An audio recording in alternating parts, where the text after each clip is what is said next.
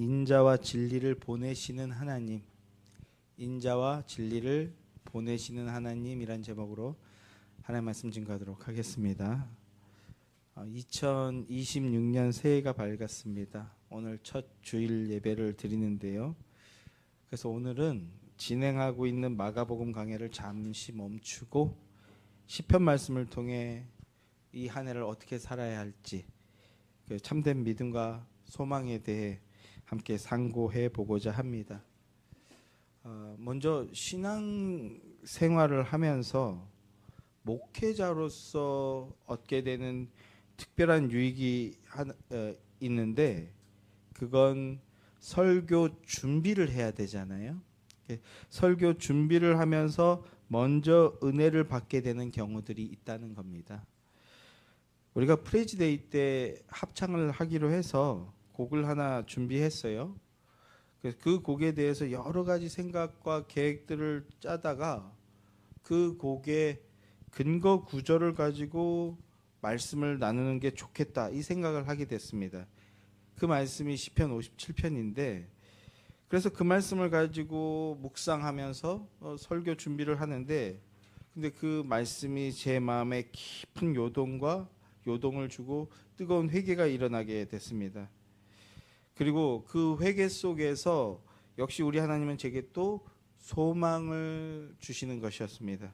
그 소망의 마음으로 오늘 말씀을 나누고자 하는데요.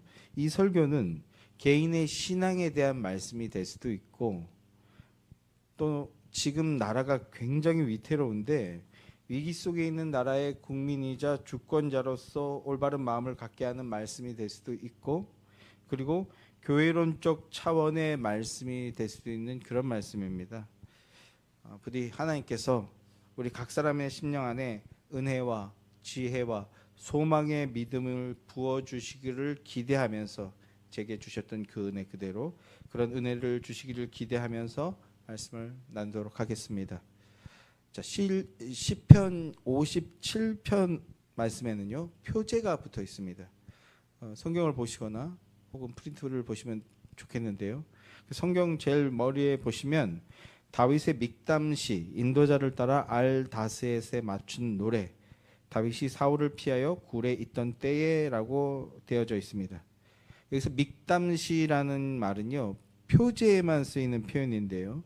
시편의 성격, 이 시편의 성격 또는 방향 또는 신학적 성격을 암시해주는 그런 표현이라고 할 수 있습니다. 오늘날로 치자면 노래의 장르적 특성을 암시해주는 그런 표현이라고 할 수 있어요.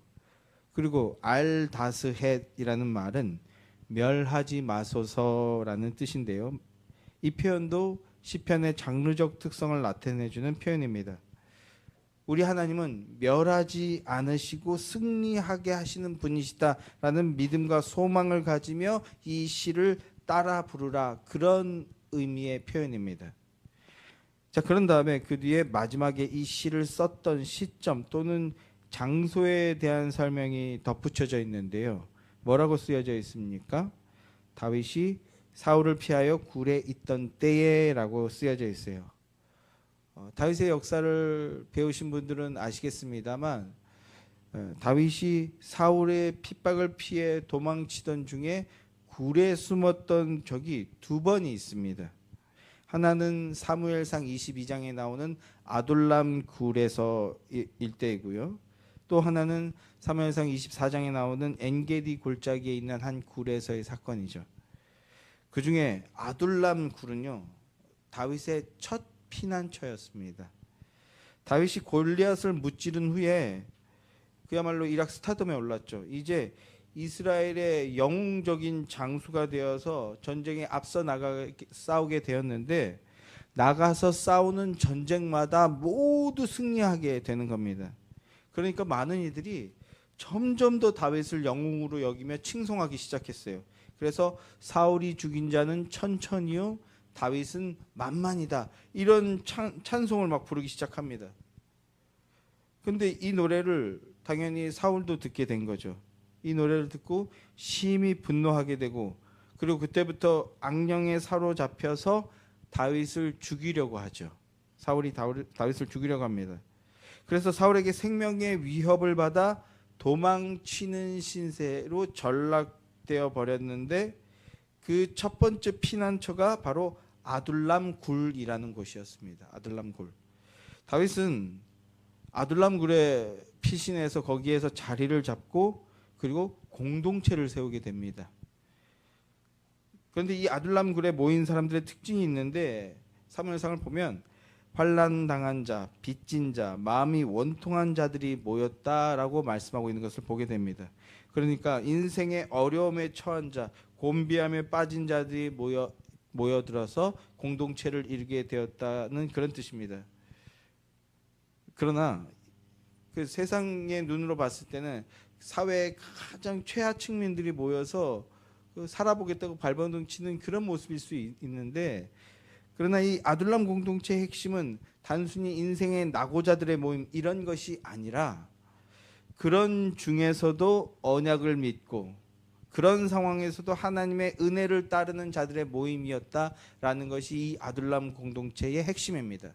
그래서 저희가 개척 처음 시작했을 때 두 번째 주일이었나요? 그때 아둘람 공동체가 되자, 아둘람 공동체 같은 공동체가 되자라는 말씀을 나눈 적이 있었고, 그리고 아마 이 예배당으로 와서도 한번 그 말씀을 다시 한번 동일하게 반복했던 적이 있습니다. 기억들 나시는가요?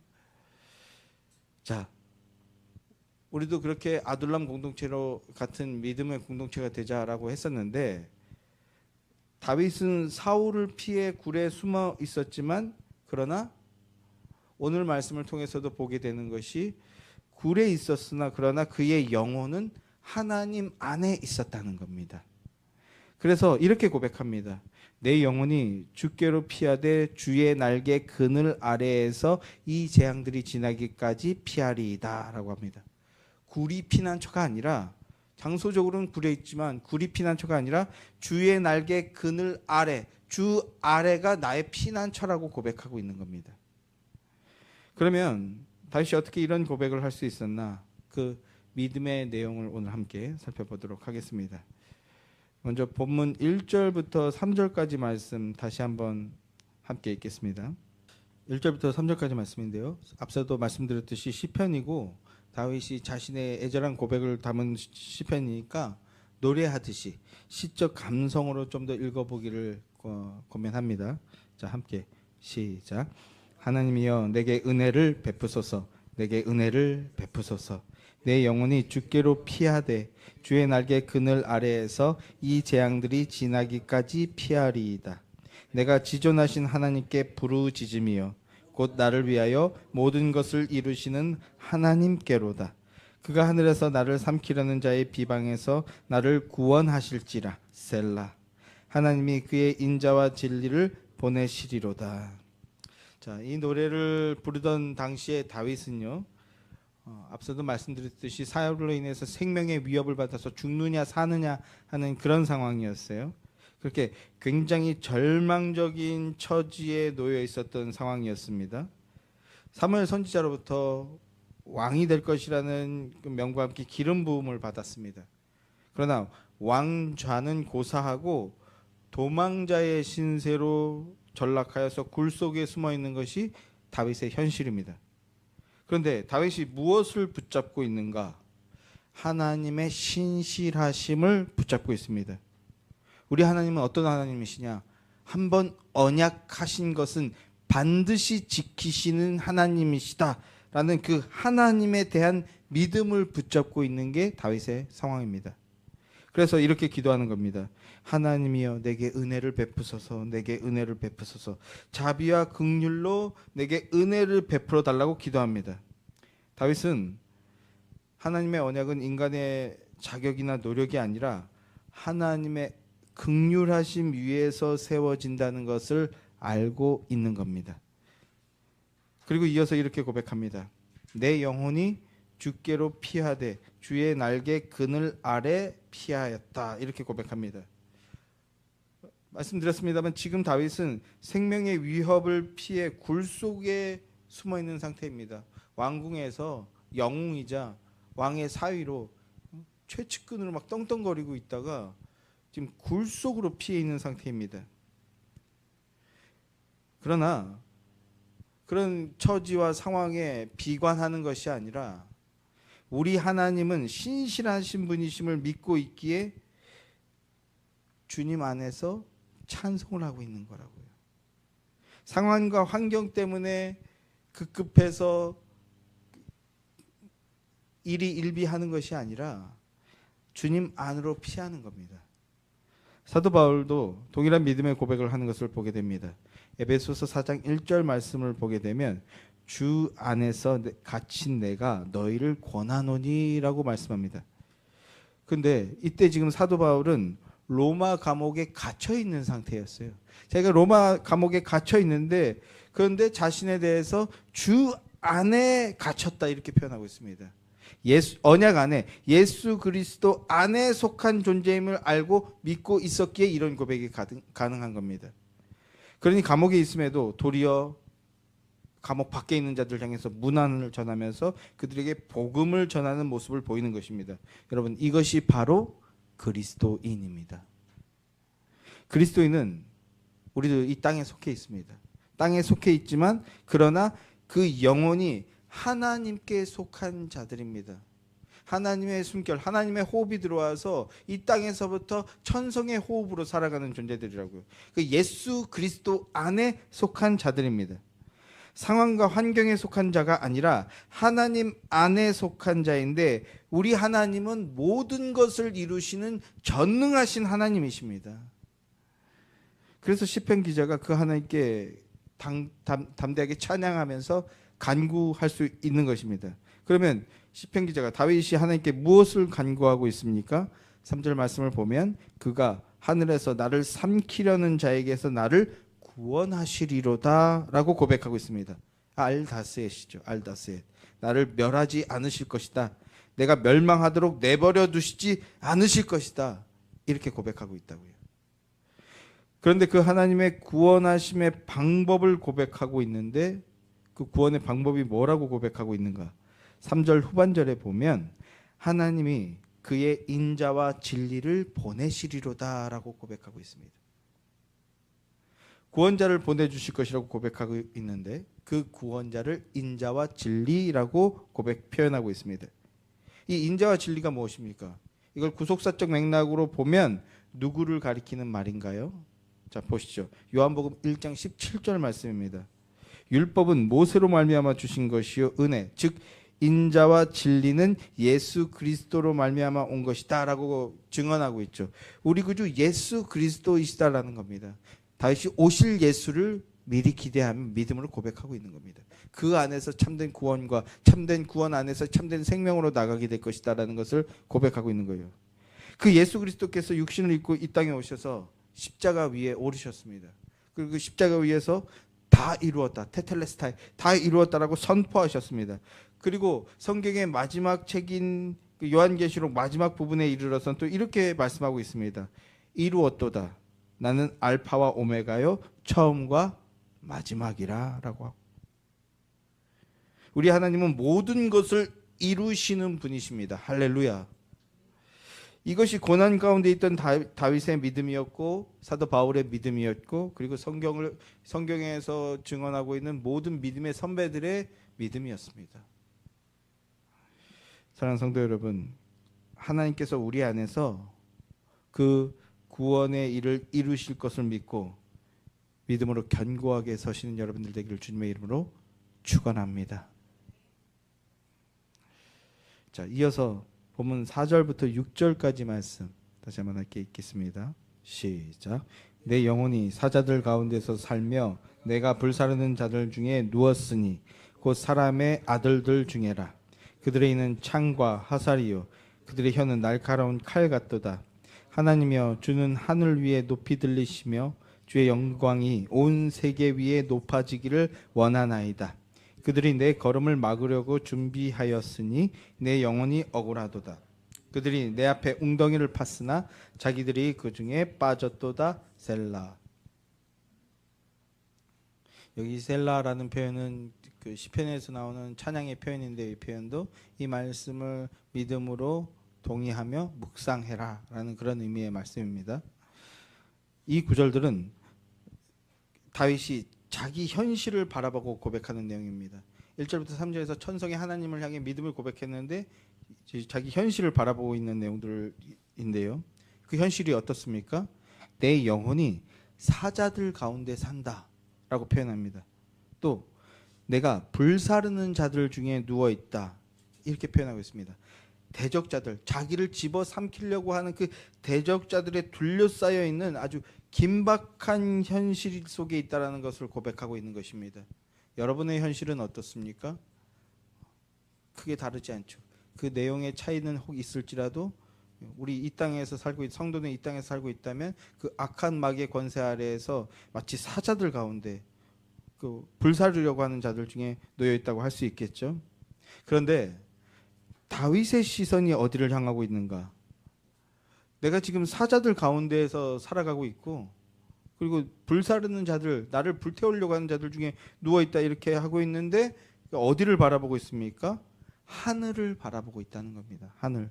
하나님이여 주는 하늘 위에 높이 들리시며 주의 영광은 온 세계 위에 높아지기를 원하나이다 라고 고백하고 있습니다. 자신의 처한 현실을 바라보면서도 그 엄혹한 현실에 짓눌려 있는 것이 아니라 도리어 눈을 들어 하늘에 계신 하나님을 바라보고 있다는 겁니다. 여러분 이것이 믿음입니다. 다윗이 어떻게 이럴 수 있는가? 다윗의 믿음이 무슨 믿음입니까? 자신이 자신의 것이 아니라는 겁니다. 내가 나의 것이 아니라 하나님의 것이다라는 것을 믿는 믿음이 있기 때문입니다. 이것은 단순히 자기 만족을 위한 정신승리 같은 주문이 아닙니다. 또는 현실 도피하는 방법이 아닙니다. 생명의 주권자이신 분, 하나님을 믿고 바라보고 의지하는 그 믿음의 반응인 겁니다. 하나님이 나의 주인임을 알기에 이 엄혹한 현실에도 하늘을 바라보는 것, 이게 믿음이라고요. 사도행전 7장을 보면 그리스도의 복음을 증언하던 스데반 집사가 복음을 증언했다는 이유로 인해서 유대인들에게 돌에 맞아 죽는 일이 벌어지게 됩니다. 얼마나 잔혹한 현실입니까? 그런데 스데반이 돌에 맞아 죽어갈 때 어떠한 행동을 했는가? 스데반이 어떤 행동인가? 하늘을 바라보았습니다. 스데반도. 사도행전 7장 55절 56절 말씀을 보면요. 스데반이 성령 충만하여 하늘을 우러러 주목하여 하나님의 영광과 및 예수께서 하나님 우편에 서신 것을 보고 말하되 보라 하늘이 열리고 인자가 하나님 우편에 서신 것을 보노라 한데, 자, 생명을 잃어가는 그 긴박한 순간에도 스데반이 무엇을 했다고요? 하늘을 바라보았다라고 합니다. 그건 어떤 어려움 속에서도 믿음으로 인내하며 하늘 보좌 앞으로 나아갈 수 있도록 나를 지키고 보호하시고 인도하시는 그 성자 하나님을 보는 겁니다. 우리가 믿음으로 승리하게 할 수 있도록 지금 우리 성자 하나님께서 중보자로서 보좌 우편에서 하나님을 향해 우리를 기도하고 계시거든요. 그것을 믿음으로 본 겁니다. 그 하나님이 자리에 서셨어요. 왜 서셨습니까? 스데반이 이제 순교하는 상황인데 마지막까지 믿음 놓치지 않고 견고하게 견뎌라. 그러면 나와 함께하게 될 것이다. 이 믿음을 주시기 위해서 자리에 친히 서신 겁니다. 스데반이 그걸 본 거예요. 그 상황에서도 그 하나님을 믿음으로 바라보고 있는 겁니다. 보좌 우편에 친히 자리에 서셔서 자신을 지켜주시는 그 모습을 바라보는 것, 그게 믿음의 승리입니다. 성도 여러분, 환난 중에 우리가 해야 할 일은 문제에 매달리기 이전에 먼저 하늘을 바라보는 것입니다. 하늘을 바라보고 하나님을 바라보는 것입니다. 사실 다윗은요, 지금 무고히 고난을 당하고 있었습니다. 그래서 6절에서 보면 내 영혼이 억울하도다라고 고백을 하고 있는 것이기도 한데요. 그러나 결국 자신을 고난에 빠뜨린 그들이 도리어 자기들의 판 웅덩이에 스스로 빠지게 될 것이다라고 믿으며 고백하고 있는 것을 봅니다. 뭡니까? 결과를 하나님께 맡긴 믿음인 겁니다. 이것이 하늘에 계신 하나님을 바라보는 믿음입니다. 사랑하는 성도 여러분, 2026년 한 해 어떠한 상황에서도 오직 먼저 하늘의 하나님을 바라보는 여러분들이 되시길 간절히 소망합니다. 환난과 어려움과 곤비함이 결코 쉬운 일이 아니지만, 그러나 그럼에도 오직 먼저 하나님을 바라보는 굳건한 믿음의 승리자들이 되시기를 주님의 이름으로 축원합니다. 자, 계속해서 본문 7절부터 11절까지 말씀 함께 읽죠. 자, 7절부터 11절까지 함께 시작. 하나님이여, 내 마음이 확정되었고 내 마음이 확정되었사오니 내가 노래하고 내가 찬송하리이다. 내 영광아 깰지어다. 비파야 수금아 깰지어다. 내가 새벽을 깨우리로다.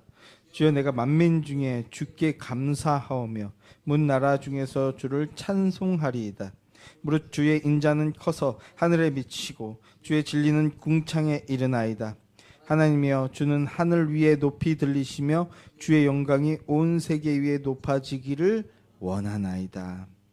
자, 마지막 단원에 이르러서 다윗은 감사의 찬송을 고백하고 있는데요. 내 마음이 오직 주께 확정되었습니다. 이렇게 선언하고 있습니다. 이 확정되었다라고 고백하는 말, 내 마음이 주께 확정되었습니다. 나는 주의 것입니다. 나는 주의 뜻대로 살겠습니다. 나는 주의 영광을 위해서 헌신하겠습니다.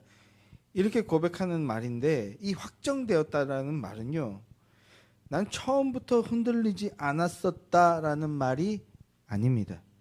오히려 역설적으로 사실은 다윗도 마음이 무너지고 믿음이 흔들릴 때가 있었다라는 말인 거죠. 그런데 이제 그 감정들이 완벽하게 정리가 되었다, 그런 뜻이 아닙니다. 이제 다시는 흔들리지 않는 그런 존재가 되었다는 그런 뜻이 아니라고요. 그리고 또 내 주위를 둘러싸고 있던 그 어마어마한 문제들, 어려움들이 깨끗하게 다 해결되었다, 하나님이 다 정리해 주셨다, 그런 뜻도 아닙니다. 회심을 경험해 보신 분들은 알죠. 주님의 이름으로, 예수 이름 붙들고 그분의 이름을 고백하고 찬양하고 기도하는 것만으로도 막 감사하고 기쁠 때, 우리 그런 기쁨을 경험해 보신 분들 있지 않습니까? 근데 그게 이 땅에 사는 사람들 중에 문제가 없고 어려움이 없는 사람들이 없잖아요. 그 문제나 어려움이 해결되어서가 아닙니다.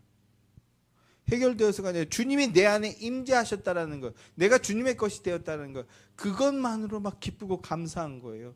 그래서 그 문제 가운데에서도 오히려 주님을 찾게 되는 것이죠. 이게 확정되었다는 겁니다. 그래서 제가 많이 간증하잖아요. 너무 많이 했는지 모르겠지만, 제가 대학교 다닐 때 회심을 경험해서 주님, 그 어렸을 때 훈련되어진 것들, 찬양하고 예배하고 기도하는 것, 이런 것들이 그전에는 그냥 맹목적으로 형식적으로 했고 그냥 의미 없이 하거나 혹은 좀 신앙적으로 뭐 있어 보이고 싶어서 했던 그런 행동들이었는데, 그게 다 무의미하다고 여겨지고 부정했던 그런 상태를 벗어나서 회심했을 때 기도하는 것 자체가 너무 좋은 거예요. 주님. 그래서 학교 다닐 때 동기들이랑 식판 놓고 같이 밥 먹는데 혼자 식기도 막 5분씩, 하나님, 이 밥을 먹게 해주신 게 얼마나 귀하고 감사합니까? 제가 원하던 그 학교에 와서 그 공부를 하고 누구를 만나서 함께 공부하고 주절주절 막. 그랬더니 처음에는 다들 막 동기들이 이렇게 긴장된 자세로, 그 많은 인 중에 저만 그 그리스도인이었어요. 그래서 긴장된 자세로 이러고 기다려주다가 나중에는 막 제발 그만 좀 해라, 그 끝내는 저랑 같이 식사를 안 하는 이런 지경까지 왔었는데, 마음이 주께 확정된 상황과 환경이 변하지 않아도 그것이 기쁘고 감사해서 주님을 찾고 구하게 되는, 나는 여전히 연약하고 내 삶의 주인은 여전히 언제든 어려움이 닥칠 수 있는 그런 상황이지만, 이것이 다윗의 맥락이기도 하고 저 개인의 고백이기도 하고 많은 성도들의 상황이지 않습니까? 그런데 오히려 나는 그럴수록 더욱 하나님의 약속, 하나님의 말씀, 하나님 그 자체만 의지하기로 내 마음이 확정되었다, 이렇게 고백을 하고 있는 거라고요. 이렇게 고백을 하고 있습니다. 상황과 환경은 변하지 않았습니다. 어려움과 불합리함과 불편함들이 여전히 있어요. 근데 오히려 그 어려움들을 통해서 다윗의 고백이 뭡니까? 하나님이 나와 함께 하신다는 것, 그리고 그 하나님이 나를 지켜주시고 인도하신다는 것을 경험하게 된 겁니다. 그래서 깨닫고 확신 가운데 고백하게 된 거예요. 내 마음이 주께로 확정되었습니다. 그 믿음이 얼마나 충만해졌는지 이렇게 찬양합니다. 내 영광아 깰지어다, 비파야 수금아 깰지어다, 내가 새벽을 깨우리로다. 이렇게 찬양합니다. 나의 하나님을 찬양하기 위해서 내 영광, 비파와 수금, 그리고 새벽까지 모두 다 깨워버리겠다, 이렇게 고백하고 있습니다. 여러분, 새벽이란 어떤 시간입니까? 일을 시작하기 전의 시간이죠. 새벽을 깨운다는 것은 하나님을 향해 예배하며 찬양하고 싶은 그 마음이 충만해진 상태를 나타내고 있는 겁니다. 저 역시 그런 고백이기도 하고요. 한국 교회가 평양 대부흥이라는 놀라운 부흥의 역사를 경험하지 않았습니까? 한국 사회가 이 부흥의 경험이 얼마나 강력했고, 그래서 사회와 나라 전체가 변화되는 이 역사가 얼마나 강력했으면 국가적 차원에서 새벽 예배라는 걸 만들어 버렸잖아요. 기독교 역사에 없던 아주 독특한 사건이에요. 새벽 예배라는 걸 만들어서 모든 교회가 당연히 새벽 예배를 드려야 되는 이런 시절도 있었습니다. 뭐요? 그만큼 은혜가 강력했다라는 거예요. 그 믿음의 고백에 충만했다는 겁니다. 저도 회심했을 때 하나님을 향하는 이 은혜의 마음이 너무 충만해서 새벽을 깨우는 거예요. 새벽을. 그야말로 여기서 음악 하시는 분들이 많으니까 알죠. 음악하는 사람들 대부분 야행성이잖아요. 밤에 되면 막 음악이 뭔가 될 것 같고 그래갖고 밤을 불태우고 이러지 않습니까? 근데 그게 함정일 수 있다라는, 어쨌든 저도 그랬는데 회심하니까 새벽 예배가 나가고 싶은 거예요.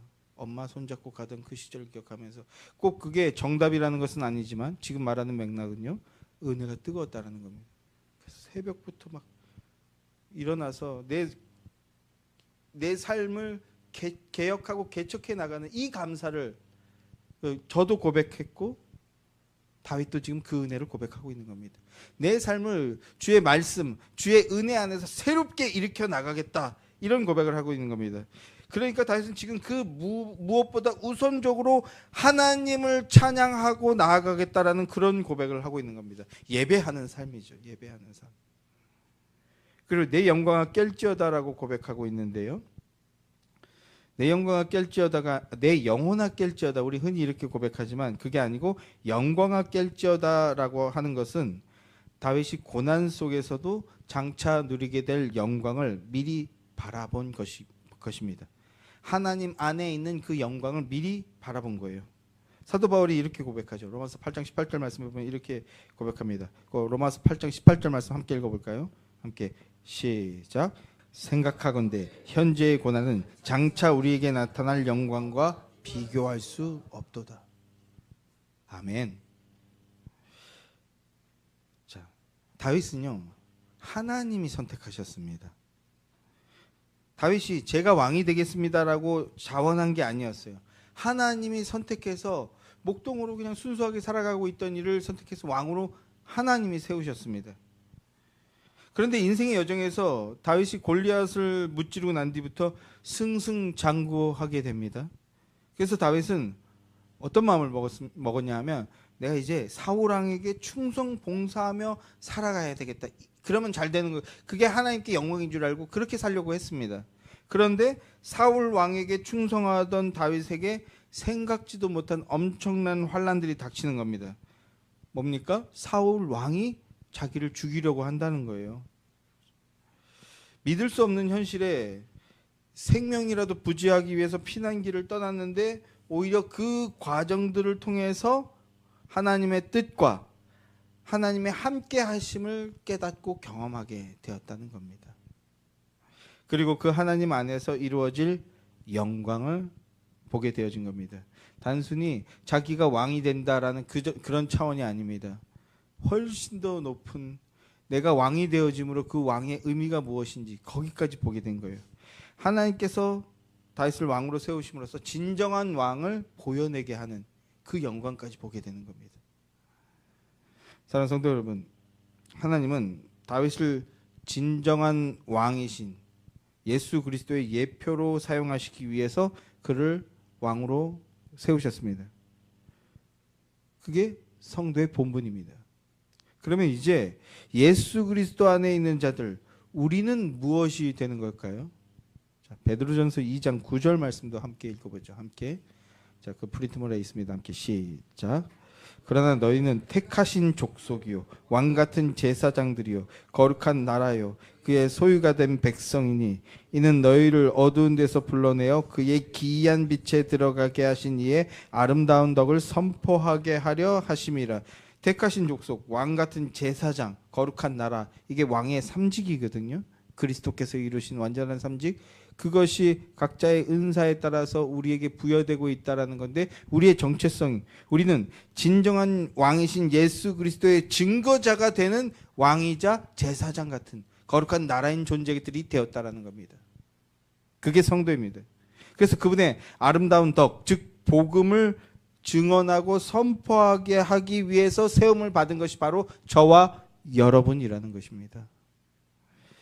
성도 여러분, 그 예수 그리스도 안에 있을 때 우리에게도 그 영광의 빛이 환하게 비추어지게 될 것입니다. 할렐루야.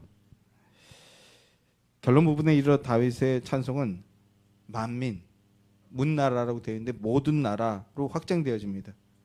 굴속이라는 현실, 피난 중이라는 현실을 뛰어넘어서 내가 이제 하나님께 마음이 확정됐사오니 내가 만민 중에서 주께 감사하오며 모든 나라 중에서 주님을 찬송하겠습니다라고 선포합니다.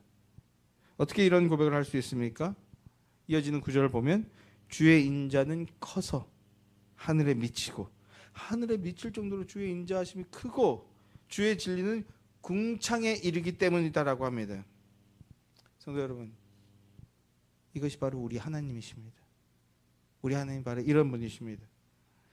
다윗은 지금 단지 사울의 손에서 구원해 주시는 어떤 기적적인 사건 정도의 믿음으로 주님을 찬양하는 것이 아니라 주님의 행사를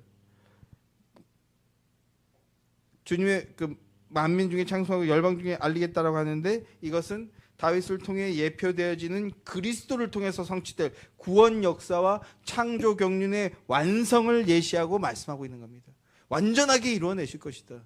근데 그 일을 나를 통해서, 우리를 통해서 이뤄내실 것이다 라고 내가 이걸 만민 중에 모든 나라를 향해 선포하겠다라고 고백하고 있는 것입니다. 그래서 주의 인자는 커서 하늘에 미치고 주의 진리는 궁창에 이른다라고 찬송하는 겁니다.